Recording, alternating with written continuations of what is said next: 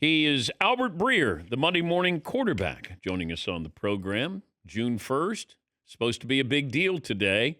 Why June 1st for A.J. Brown?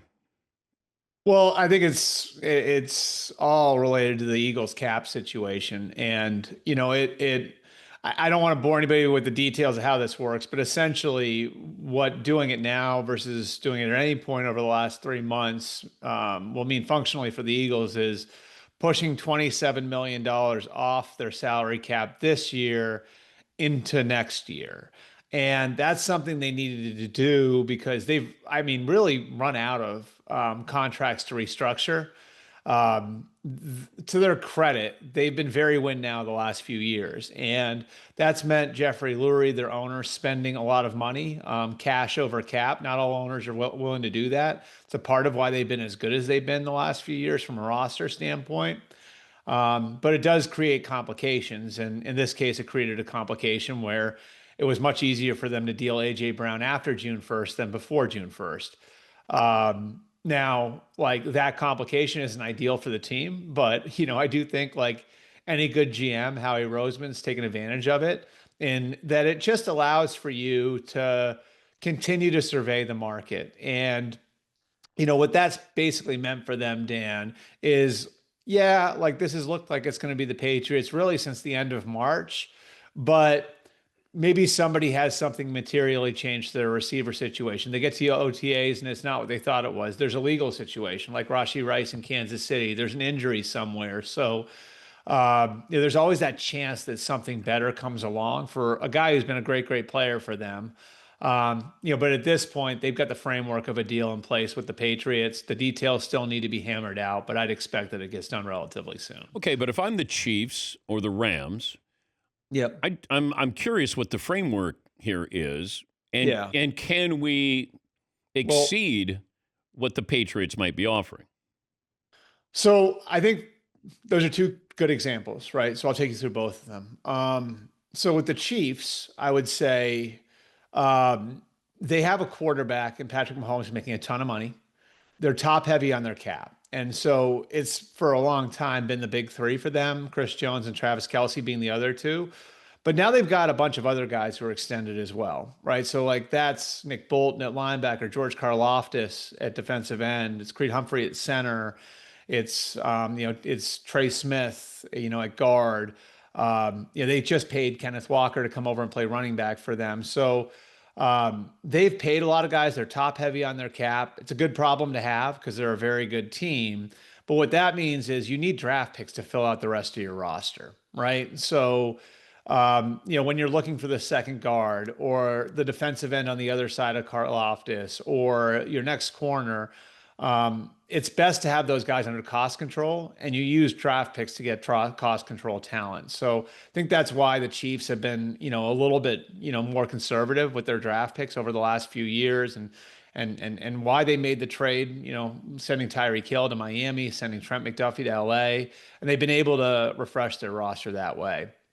The Rams are interesting because they did go down the road on a trade with A.J. Brown, and that happened back in March.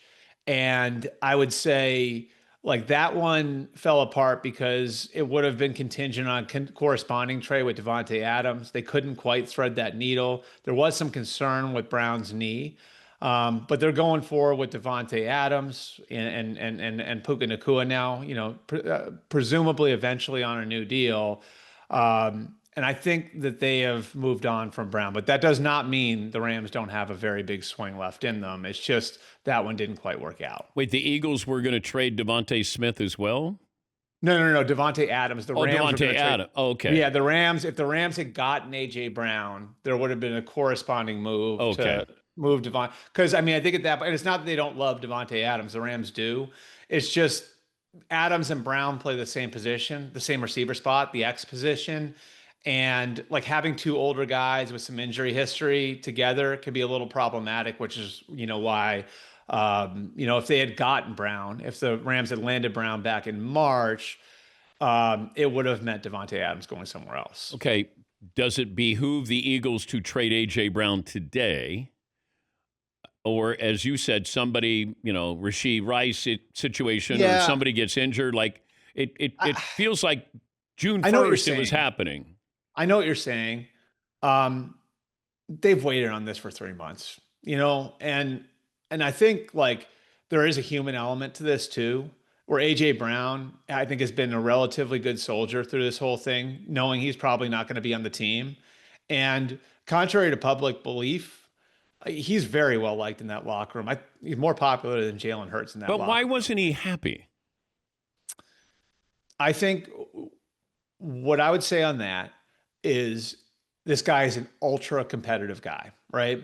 And I think too often we make the mistake of assuming a guy can be competitive about his team's performance and not as competitive about his individual performance, if that makes sense. And I think all these guys think about their legacy, their place in the game, and all of that. And I think for AJ Brown, like he felt like he was being held back individually, um, with the way that Jalen Hurts plays, with the way the offense is built around Jalen Hurts. And it's really interesting, Dan, because I thought watching him last year, like maybe he lost a little bit of a step. And when you talk to enough people who have evaluated him, people in the league who've had to compete against him, there's like a little bit of a split. Like some people think he has lost a step, and then other people think he looked a little disinterested last year. No. Like the frustration had boiled over. And so, look, again, he's still beloved in that building. You know what I mean? Like, and a guy who he was only there for 4 years. He's top 15 in catches, receiving yards, touchdown catches all time for them. Went to 2 Super Bowls with them, won a Super Bowl with them. So, I think, you want this to be as clean as it possibly can be if you're the Eagles, because the guy's done a lot of good for you. But, based on where he is with the quarterback, I think it's just sort of time. Albert Breer, the Monday morning quarterback. I said all year long, even the previous year, like there's something that goes on with Jalen Hurts. Like there was an undercurrent there, and I just didn't understand it. Now, I'm not saying he's a great regular season quarterback. I think he's a big-time, big-game quarterback. He's shown that.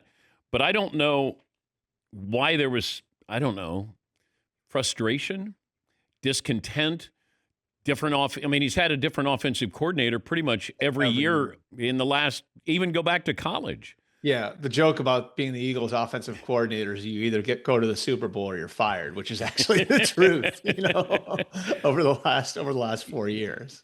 But I'm just there was success. I didn't know if there was jealousy. Like what is it? Is there a central point there with, and is it just A.J. Brown who's frustrated with Jalen Hurts? I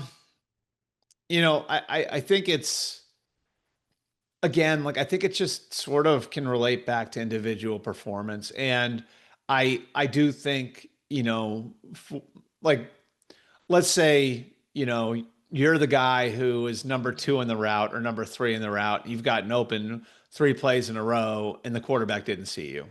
And you got your hand in the air and you're one of the best receivers in football. And it's like, why isn't the ball coming my way? I think it's stuff like that, Wait, was this on structurally, purpose, offensively, though? are they doing what's that? Was he purposely ignoring A.J. Brown? I don't think so. I don't know. I mean, I can't climb in Jalen Hurts' head, but I know that there was the perception that that's where the disconnect was.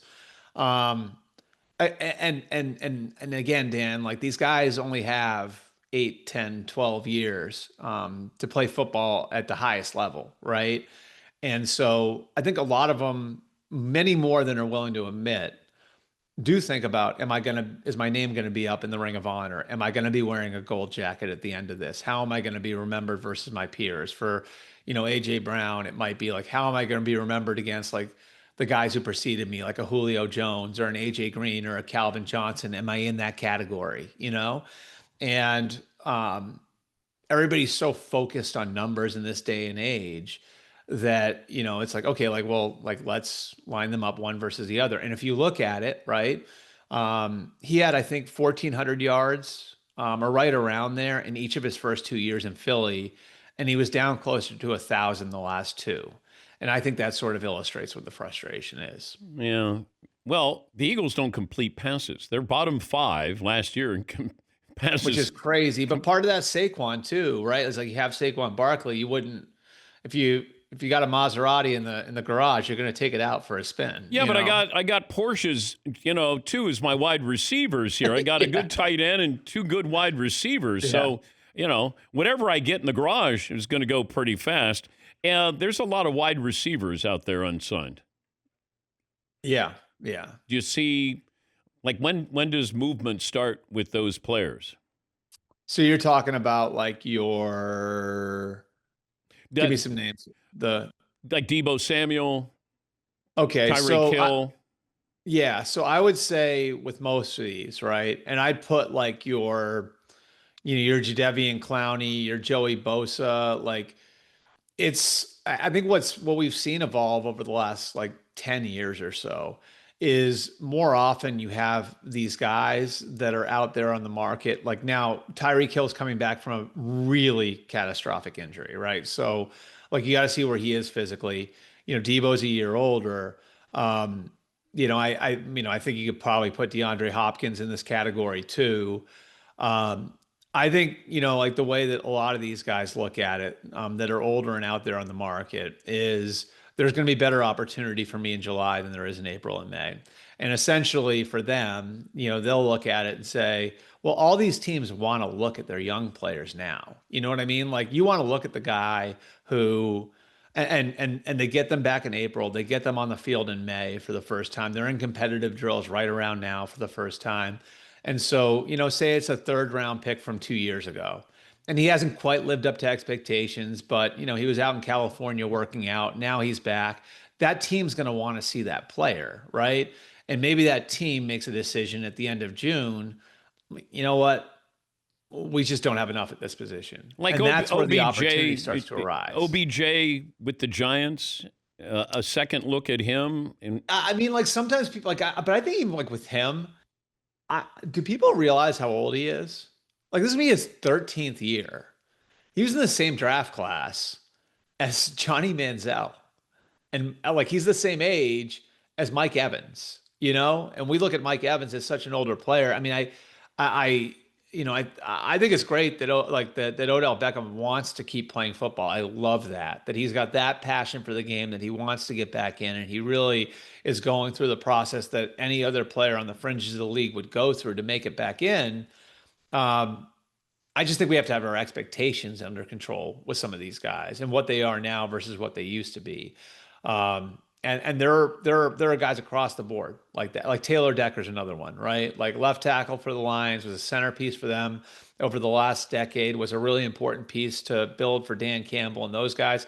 He's not what he was before, So, I'd say it's a combination of sometimes the name doesn't quite match what the game is right now. So that's a piece of it. But I think another piece of it is during May and June, teams really want to spend a lot of time looking at the younger players in their roster, see how they've come along, and then I think, most of these guys look at it as someone's going to be more desperate in July or August than they are right now to fill my position. before I let you go, this Vikings quarterbacking situation, when Yeah, it's weird, isn't it? Kyler Murray says all the right things, and then Yep. J.J. McCarthy says, well, it's just like we're other side of the classroom. It's kind of like high school.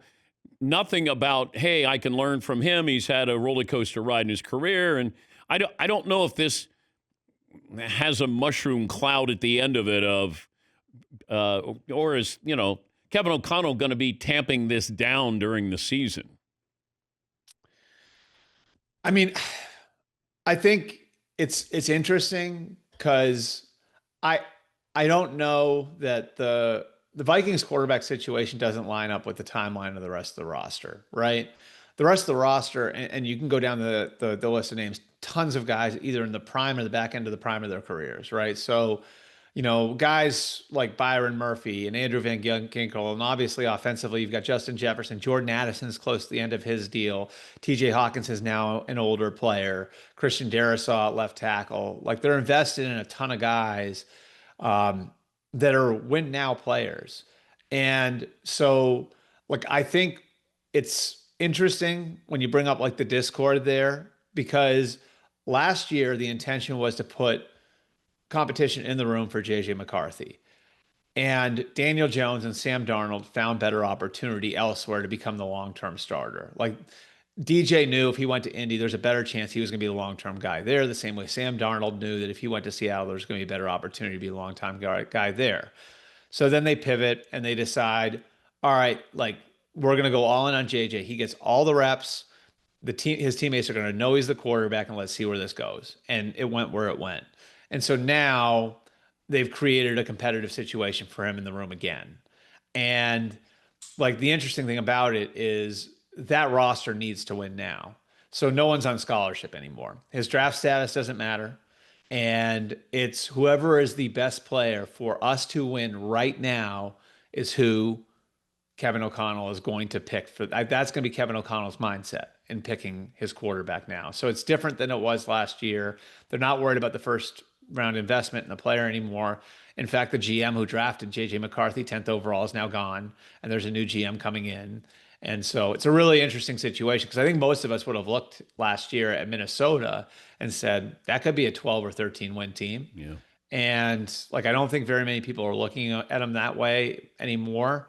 And what's changed? Well, the quarterback position has changed.